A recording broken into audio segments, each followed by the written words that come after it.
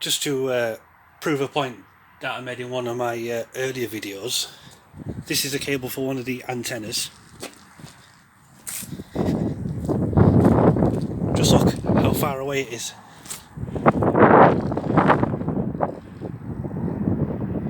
And that's just one antenna. I've removed another pile of wires from the van.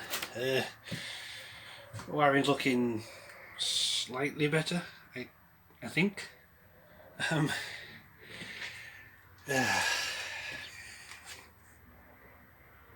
Hopefully the next thing should be these big bloody metal things coming out, and those ones over there. And then once I've done that, I can take this panel off, which means I'll be able to finish off all this spare wiring and all this rubbish here. Because all that I'm not going to use, or at least in its current state anyway.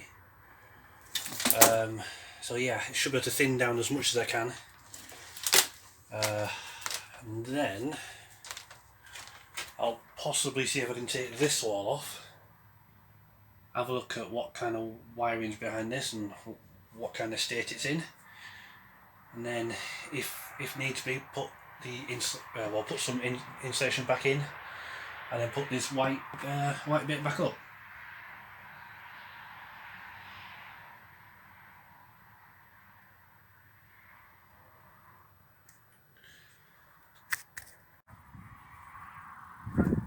I don't think this mains in socket looks any good. I mean, I took a couple of screws out and the actual plastic fell off, but that looks really bad, does that to me. There's rust everywhere, so I'll need to get that looked at some point. The whole thing just kind of pushes all the way through. Jesus. You know when you start something and you think, oh bloody hell, what have I done? So yeah, that's the state of it now. I kind of picked at a few little rust spots and then jabbed at a few others, and now it's kind of yeah, that big now. I suppose now I'll have to get this panel cut out here and then just get a new bit of metal put in.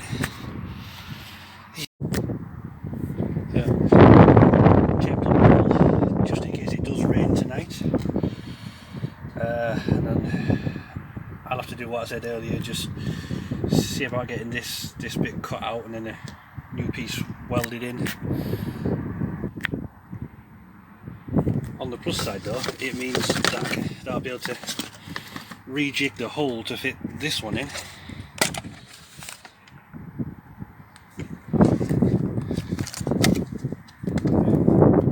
Width is fine. The only thing that I am concerned about is the depth of this actual rear end thing, but I think it should be okay.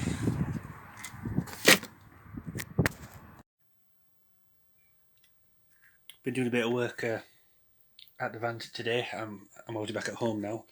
I'd just like to thank a fellow ambulance converter, Dirt Diggler. I'll put his YouTube profile probably on a video, but he sent me a fair few of these green LEDs that I'll be able to use for the relays and stuff, you know, so I can check if they're on or not. And then an absolute ton of pre-crimped red and black wires. So obviously massive thanks to Dirt Diggler, Rob. And been doing a bit of work with this panel. Currently I've got it hooked up to a 9-volt battery using the original cable that was in the big FNIX panel, a regular Cat 5 cable, and it lights up. I did mention this on my Instagram that I wanted to get this panel working.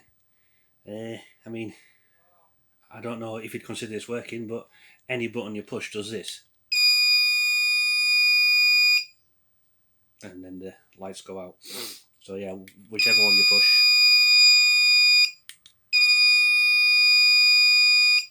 but it is progress. What's quite funny is the pinout for this actual cable. I'm not sure if my camera will actually focus on this.